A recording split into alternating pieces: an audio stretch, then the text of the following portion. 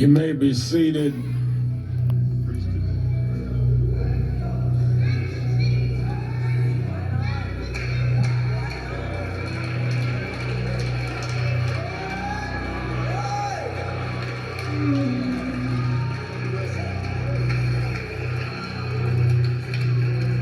Giving honor to God, to our pastor, Reverend Jason Lawrence Turner, to all the clergy, our public officials, and to most of all the family of Tyree Nichols. Let me say that we're blessed to have a young pastor who has labored in social justice and prophetic vision.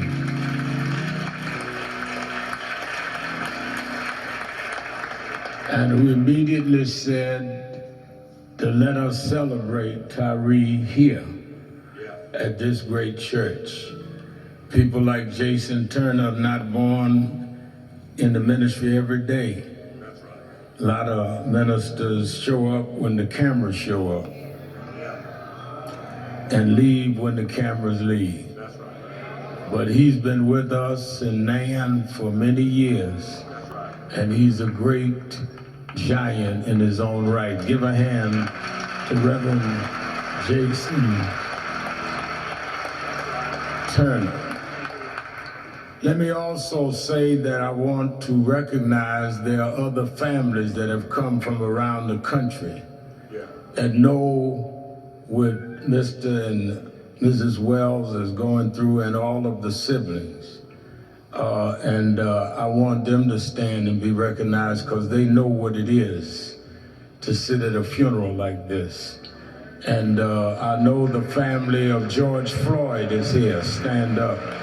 Brandon, Falonis, the family, Botham John's sister is here. The mother,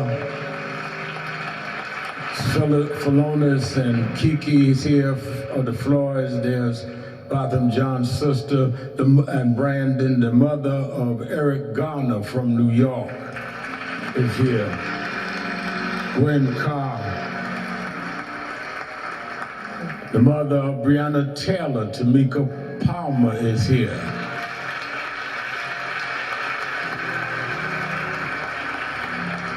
And there may be others that I did not have the note for. I want the family to know that they've come to be with you on this day from all over the country. That's right.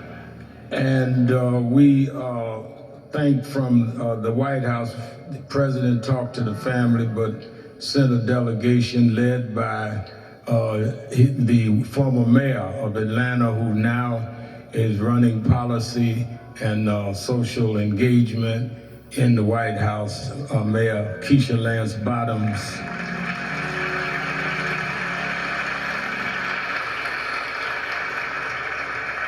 The head of infrastructure, the infrastructure czar of the country, former mayor of New Orleans, stand up, Mitch Landrieu is here.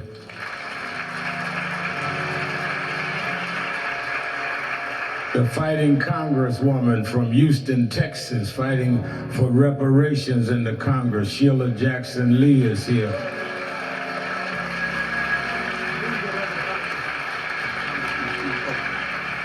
And my friend and brother, the congressman right here from Tennessee, Congressman Steve Cohen is here.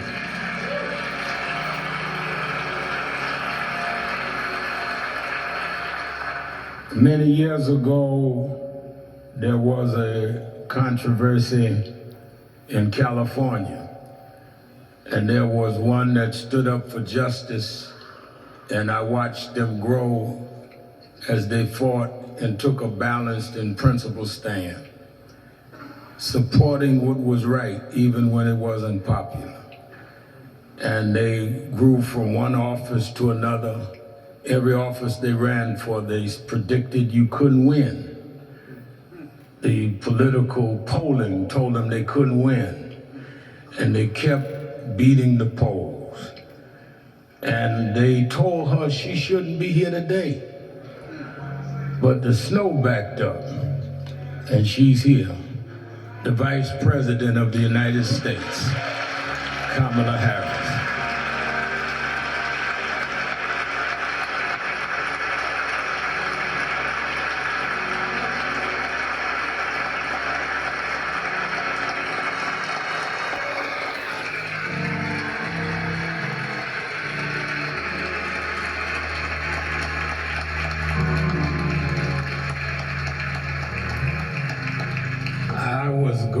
be polite about it, but since y'all stood up and clapped so long,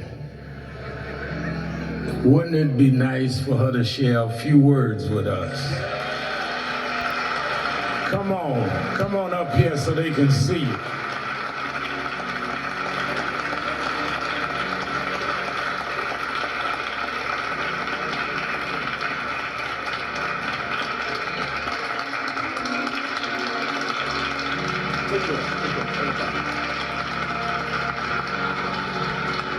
Good afternoon, church.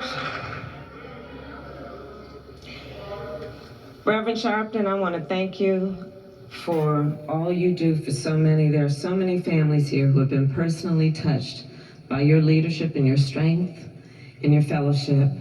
Reverend Dr. Lawrence Turner, thank you for welcoming us. Keisha Lance Bottom, Mitch Landrieu. We are here on behalf of the people of our country and our President, Joe Biden.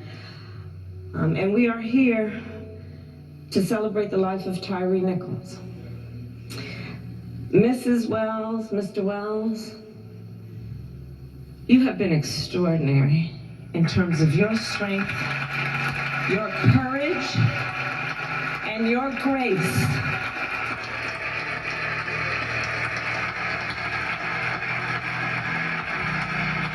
And we mourn with you. And the people of our country mourn with you. And I just have, I'm going to be very brief. Mothers around the world, when their babies are born, pray to God when they hold that child that that body and that life will be safe for the rest of his life. Yet we have a mother and a father who mourn the life of a young man who should be here today. They have a grandson who now does not have a father. His brothers and sister will lose the love of growing old with their baby brother.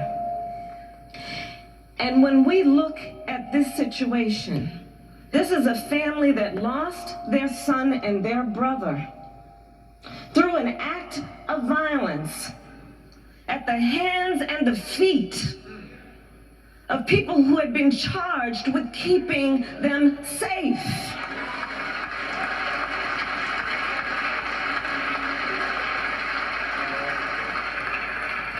And when I think about the courage and the strength of this family, I think it demands that we speak truth. And with this, I will say, this violent act was not in pursuit of public safety. It was not in the interest of keeping the public safe, because one must ask, was not it in the interest of keeping the public safe that Tyre Nichols would be with us here today?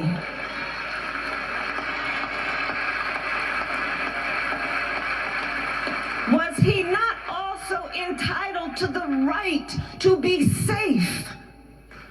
So when we talk about public safety, let us understand what it means in its truest form. Tyre Nichols should have been safe. So I'll just close by saying this. I was, as a senator, as a United States Senator, a co-author of the original George Floyd Justice and Policing Act. And as Vice President of the United States, we demand that Congress pass the George Floyd Justice and Policing Act. Joe Biden will sign it. And we should not delay, and we will not be denied. It is non-negotiable. And with that, I'll just, Pastor, if you don't mind, one of my favorite verses in Scripture is Luke chapter 1, verse 79, which tells us God will help us to shine a light upon those who sit in darkness and in the shadow of death, to guide our feet in the way of peace. Let our memory of Tyree shine a light on the path toward peace and justice. Thank you.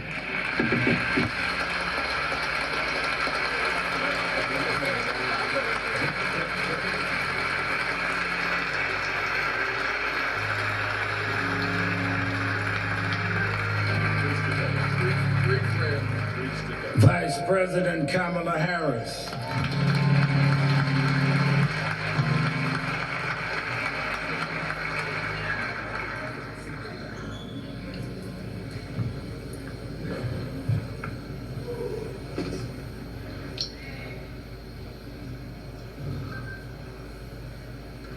I want you to turn your attention very briefly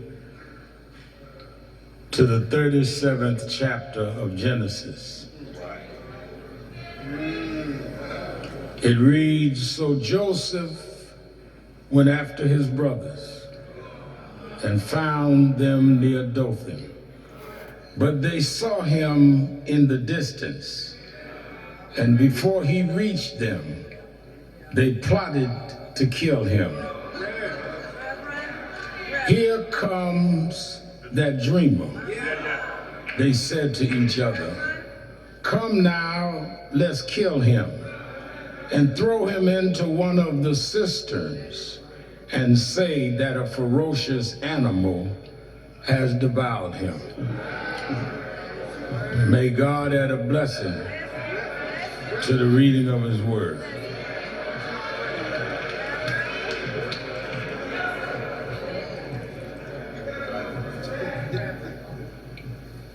Early this morning before dawn, I did what I often do when I come to Memphis. I went out to the Lorraine Motel. As a youngster, I joined SCLC, Operation Breadbasket. I had been a boy preacher in the Church of God in Christ, and my mother was concerned when I was 12 that I was getting too involved in looking at activism and Adam Clayton Powell and others. She took me to my bishop, Bishop F.D. Washington, who said, "I know what to do with him," and he brought me to Reverend William Jones, who led Dr. King's organization in New York, and Reverend Jesse Jackson. And at 13, the year Dr. King died, I was 13 years old. I became youth director of the chapter in New York. So it was my growing up in the King movement in the North after his death that makes me come to the Lorraine Hotel and look at the spot that Dr. King died. This morning I took my youngest daughter Ashley with me.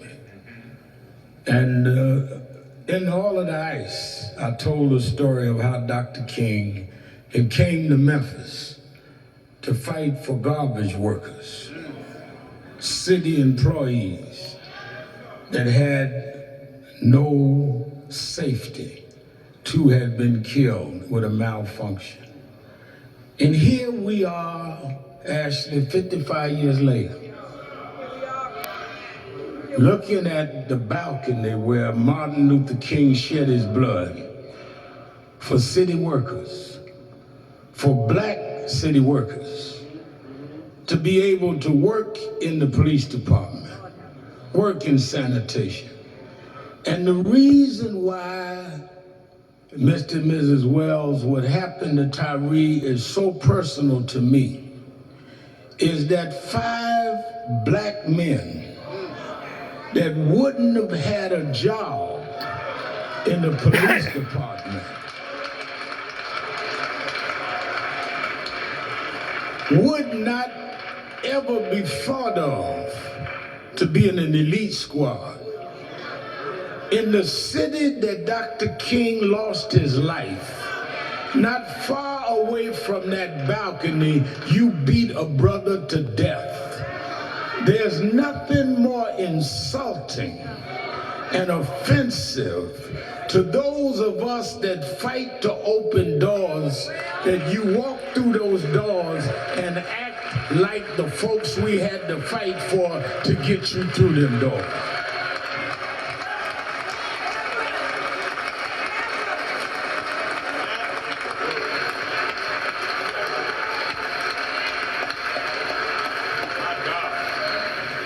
You didn't get on the police department by yourself. The police chief didn't get there by herself.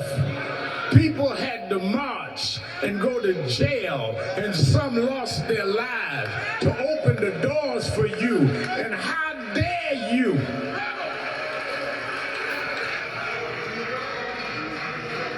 act like that sacrifice was not for nothing? You ain't in no New England state, you in Tennessee, where we had to fight for you. And you take that position and do what we saw, and then some of y'all got all this mess on social media. Let me tell you something. I don't know what you writing on social media. I know what I saw on the tape. And the tape speaks for itself.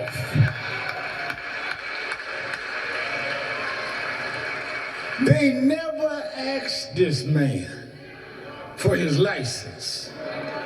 Never asked for the car registration. Snatched him out of the car and began beating him. Nobody mentioned nothing about no girlfriend. Nobody mentioned nothing about no man. They started beating an unarmed man.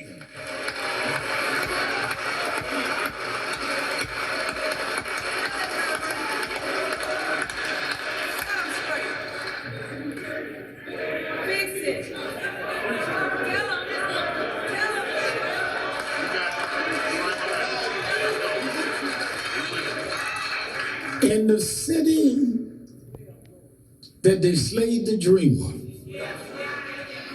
what has happened to the dream? In the city where the dreamer laid down and shed his blood, you have the unmitigated gall to beat your brother, chase him down and beat him some more, call for backup, and they take 20 minutes. And you watch him, and you are too busy talking among each other. No empathy, no concern. If you read the story of Joseph, when his brothers threw him in the pit, nobody came to help him, like nobody came to help Tyree.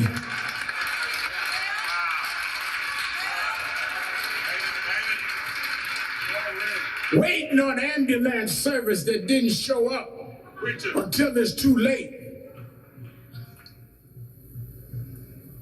What will happen to his dream? Well, we'll just tell them something else happened, but we are going to throw them in a pit. But I come to Memphis today to tell you the same mistake Joseph's brothers made is a mistake you made. You thought you threw Joseph in a pit. You thought you threw Dr. King's dream in a pit. But every time you throw something in a pit, God takes the pit and raises it up and changes the whole world.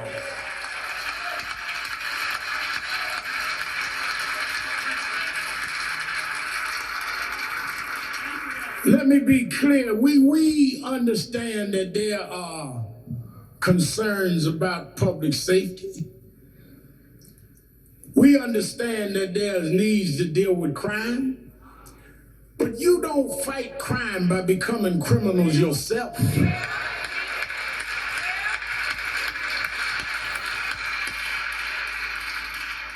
You don't stand up to thugs in the street becoming thugs yourself.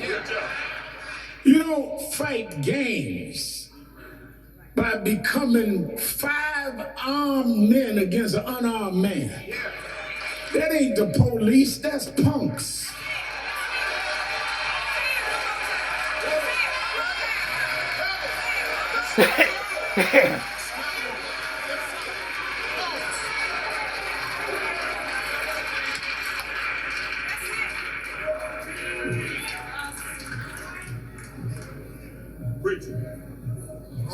Man said, I didn't do nothing. You kept on going anyhow. Why do they go ahead? Because they feel that there is no accountability.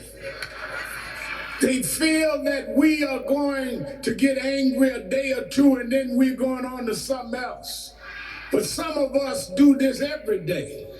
Some of us believe in the dream has to come true. Some of us are going to fight until we make this legislation happen. I don't know when, I don't know how, but we won't stop until we hold you accountable and change the system.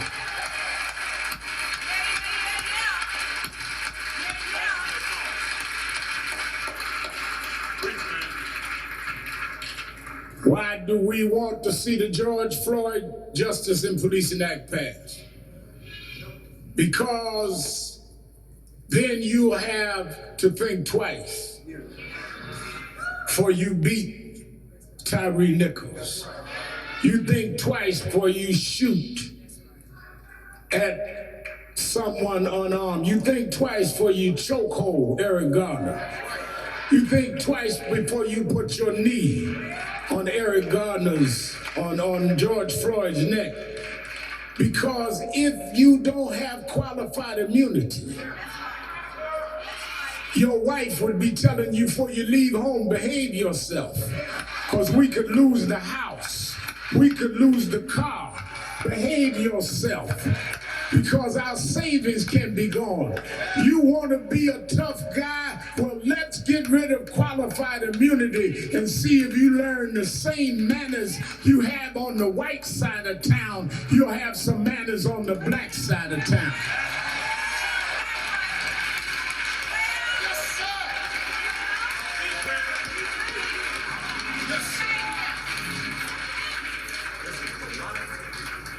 Well, Reverend Al, you don't understand. How are they going to keep crime down in the black community and at the same time not be tough and rough? Well, they do it the same way they do it on the white side of Memphis. And they keep the crime down without being rough and tough. How do you have the same department that can keep crime down on one side of town without beating folk to death? But you can't do it on the other side of town unless you feel that you can get away with it there.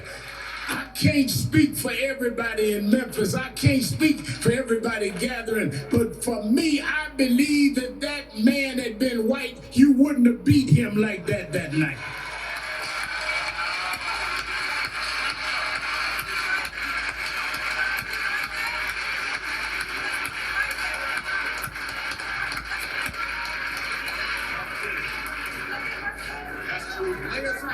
We're not asking for nothing special.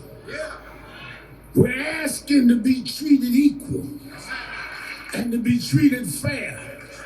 And just like they marched and boycotted and went to jail for 9 years from the 55 Montgomery bus boycott to the 64 Civil Rights Act, we're going to pay the same dues to get this George Floyd Justice and Policing Act.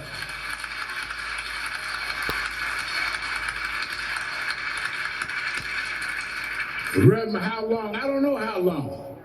They didn't know how long it would be when they boycotted in the 50s. It's not about a timetable. It's that we cannot continue to live under these double standards and under these conditions. We don't care how long, but I can tell you one thing, those of you that keep voting against that bill, we're going to vote against you. We got more numbers than the police union.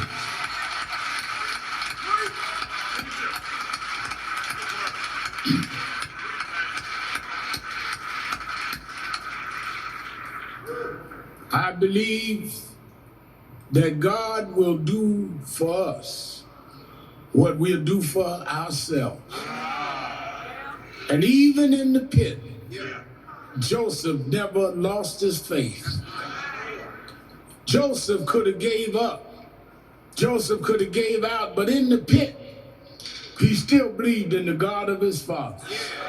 And even as I stand over the casket of this innocent young boy, this young man, 39 years old, with a 4-year-old son that his mother and father and his siblings have to raise, I believe that God will take him, Tyree, out of that pit and use him as a symbol for justice all over this country. I believe that babies unborn will know about Tyrese Nichols because we won't let his memory die. We're going to change this country because we refuse to keep living under the threat of the cops and the robbers.